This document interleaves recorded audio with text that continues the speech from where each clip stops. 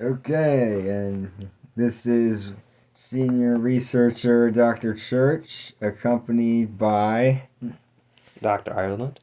and this is another episode of the local SCP researchers, and boy, do we have one for you today. I mean, literally, look at that monster. It is disgusting. Anyway, today we have SCP-427, aka the Lovecraftian Locket. You know the drill. We start off with the special containment procedures, then the descriptions and any addendums that may or may not be present. In this case, there is not. It is just the first two. And then we speculate. We put our own questions, queries, posers, as some people would call it. Anyway, let's get this started. Special containment procedures. SCP-427 displays no means of self-locomotion or malicious intent at this time and requires only minimal containment. Due to SCP-427's adverse effects, only medical staff of Class 3 or above may handle or utilize it. All personnel using SCP-427 must record their total time using it in order to avoid unwanted mutations.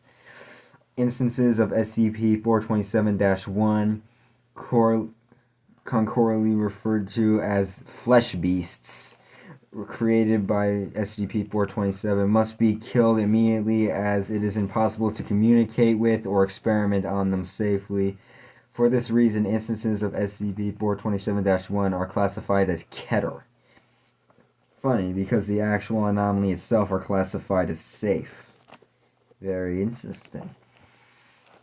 Description: SCP-427 is a small, spherical, ornately carved locket of a polished silver material. The ornate carvings do not seem to serve any function. It is unknown whether SCP-427's outer casing was created by sentients or not. Its circumference at its widest is roughly 3 centimeters. SCP-427 was created after placing a pill of SCP-500, aka the panacea, a special type of drug that literally can cure anything, even in other anomalies. After placing the pill into the input booth of SCP-914, aka the Clockworks, a special, unique mechanism that either mercifully cleaves the objects apart that are placed into the input booth, or improves it in somehow with a very anomalous setting. Very interesting, which would explain this. Using the fine setting, which very drastically improves it. It displays no unusual activity when closed. When opened, a small glowing orb is visible at the center. The orb emits no radiation or energy aside from the visible spectrum. So the radiation itself is not deadly. Good to know. When SCP-427 is opened and exposed to biological tissue, it rapidly regenerates cellular damage and somehow is able to purge invading compounds or infections. As a standard of measure, the common cold takes 3 to 10 days to be worked through the human immune system and eventually removed. In the presence of an open SCP-427, this time is reduced to 2 to 4 minutes. Give me this thing, I want it. Its healing abilities are directional, so anything not in the line of sight with the central orb experiences no effects. However, long-term exposure produces a significant health hazard. Never mind, I do not want this thing. As the locket heals damage, it optimizes the body's natural systems. Resistance to disease and toxins is increased to 500% compared to accepted LD50 or death rate values after a total of 10 minutes of exposure, and 1000% after 15. After 15 minutes of exposure, muscular systems begin optimizing, increasing strength and pain tolerance by 200 to 300%. All other systems continue to optimize. D-Class personnel exposed to the device for over an hour total began mutating into shapeless mass of tissue. The conversion time accelerates with continued exposure to SCP-427. The flesh beasts, so named due to their appearance created by SCP-427, are incredibly aggressive, attacking any and all personnel on site with lethal results. They are highly resistant to most known weaponry, but can be disabled with sufficient shock trauma or heat excess of 1,100 degrees Celsius, 2,000 degrees Fahrenheit. Yeesh. Intelligence cannot be accurately gauged, but mapping of biological enhancement of the brain has a direct relationship with optimization of other systems, suggests intelligence could exceed limits measured in humans when fully transformed. Yeah. Really smart, aggressive beings. That would not be very good. Alright, let's see. SCP-427 is currently being used as a partial replacement for SCP-500 pills, the panacea as I discussed earlier, as it can cure almost anything SCP-500 is able to do. All optimizations imparted by SCP-427 are to be cumulative. Oversight has deemed the side effects an acceptable risk, but users must carefully record their total exposure as sufficient mutations are grounds for termination. And that's it and that's the description, and that's the end of the report. So, what the freak do you have to say about this? So, this locket thing. It says that it can improve and destroy things. Well, no, it Or it's not only optimizes, but what it refers to as optimization is very unhelpful to become. If you want to stay a normal human organism, I think you'd want to keep your exposure to a minimum, because, like it said, the oversight has deemed it an acceptable risk, meaning they use this thing to actually heal people. But again, like they said, total exposure time as sufficient mutations are grounds for termination. So either you record your time or you're dead either way. Yeah. I mean that's kind of that's reasonable considering what this anomaly is capable of. Yeah. So it says, yeah, so you said it can improve things, right? Yes. So yeah. is there like a limit to that, or is it like infinite kind of thing? Because based on it says for over an hour they'd be a shapeless mass of tissue. So I'm guessing that would be about where it ends. Is about an hour. Okay. So it's not like an infinite kind of improve. If it was infinite improve, they probably would have tested that by now, and they would have found better results. But based on how this thing turns them in, it doesn't seem to improve the mind though. Even though it says that it should. Yeah, it says other systems suggest intelligence could exceed levels measured in humans when fully transformed. But then again, from what we've seen fully transformed, they're literally shapeless.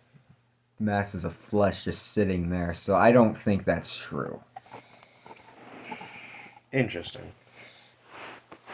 So, because it can improve things, and then it said something about it can end up like tearing something apart, so like making things kind of just like gone, like poof. Yeah, well, not entirely, because that would be impossible. Because even though this anomaly definitely defies all known laws of freaking self-heal, of actually body able to healing itself, it does still obey the laws of physics.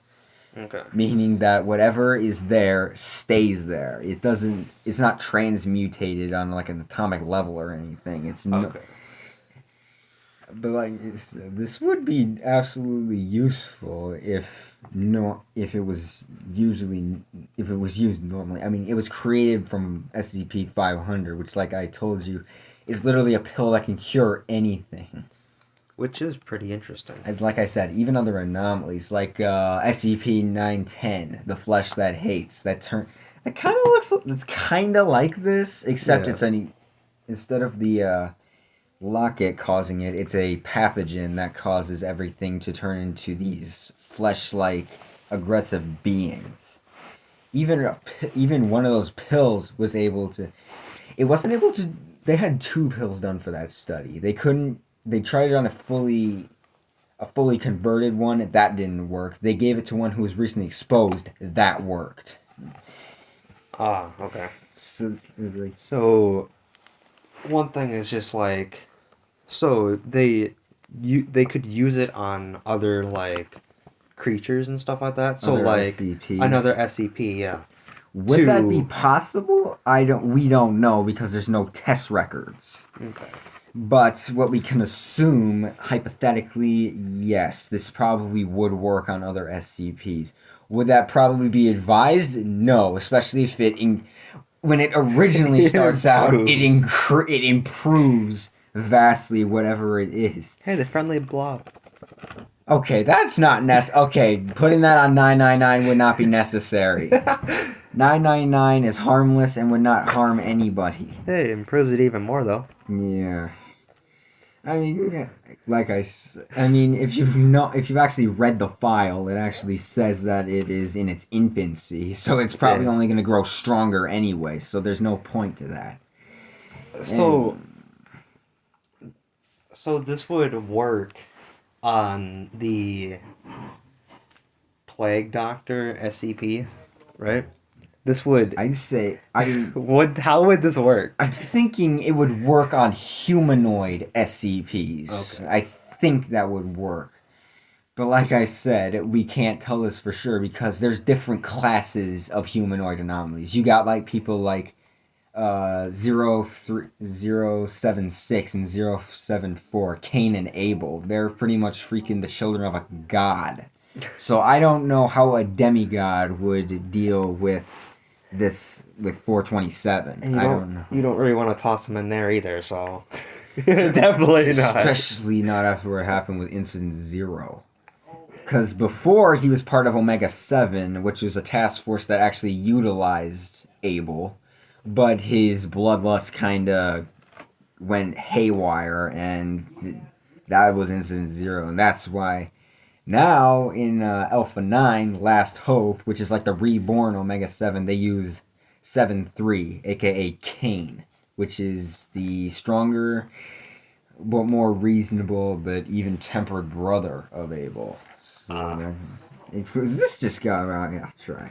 Anyway, Hey, it's okay. It's still anyway, like you said, 3 to 10 days for the common cold, reduced to 2 to 4 minutes. That could solve a lot of problems. We had that in like hospital systems. Just toss them in there for a couple minutes, boom, got them Then out. again, I wonder how well. But then again, like it said, it increases resistance to disease and toxins.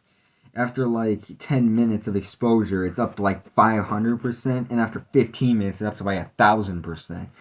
I don't know how well that would do if I mean, you do realize why that would probably be contained. If it was if normal people were able to get a hold of this, they could make like armies of super soldiers that are resistant to a lot of the toxic warfare that we normally use. That would be very, very bad. Yeah.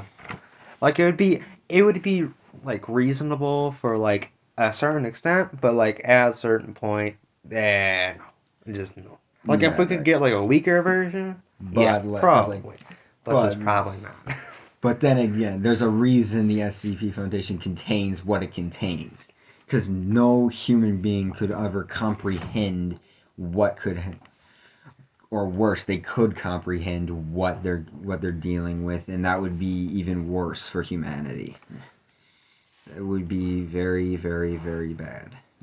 So, the SCP-427. So that's like an actual like locket kind of thing. Oh yeah. Okay. An actual ornate silver locket with some kind of glowing orb in the middle. It's not very. I mean, it's not very descriptive. All it says is carved Cards with what looks like tendrils. I think it said somewhere. And it's in some with some kind of like metal or something. Silver. Silver. It's made of silver. Okay.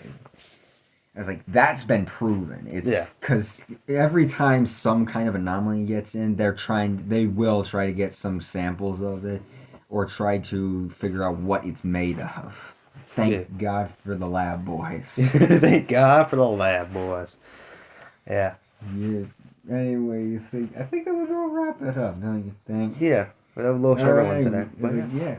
I mean, are you kidding me? Compared to what we had to do before that, but then again, that one we had a little bit more. That was a way bigger file. Yeah, most files are small and condensed we had a because little they bit have to more be. on the other one, yeah. I mean, when you're looking for information, you want it nice, small, and condensed. Yeah. Now, will there be like things like action reports or transcriptions? Yes. But that's just there. You don't have to look at that. That's just there for completionist's sake. Yeah, and we're probably gonna end up looking at those too. We're looking through pretty much everything. Yeah, like we did with 807. The last one. 087. Yeah, like we did The with that. staircase. The staircase. Yeah. And if you guys didn't see that episode, check that out because that was our very first episode, and we will continue to keep going. Okay. Anyway, I think that about wraps up SCP-427. And all I'm saying is, wow, I'm glad this thing is actually kept under the lock and key. Especially when the only thing that can kill it is about, what did it say? It said insufficient shock trauma, so literally electrocuting it. Or it's sufficient to about 2,000 degrees Fahrenheit. Damn. So you're literally like burning metal. Yeah, no, you're literally covering them in like freaking molten lava. You're literally like burning metal. Yeah, it's like you're doing that to get it to kill them. Yeah, otherwise it's freaking resistant to most stuff. Damn. Anyway, yeah, that wraps up this episode of the local SCP researchers. This has been Dr. Church, and this has been Dr. Island, and we will see you on the next one.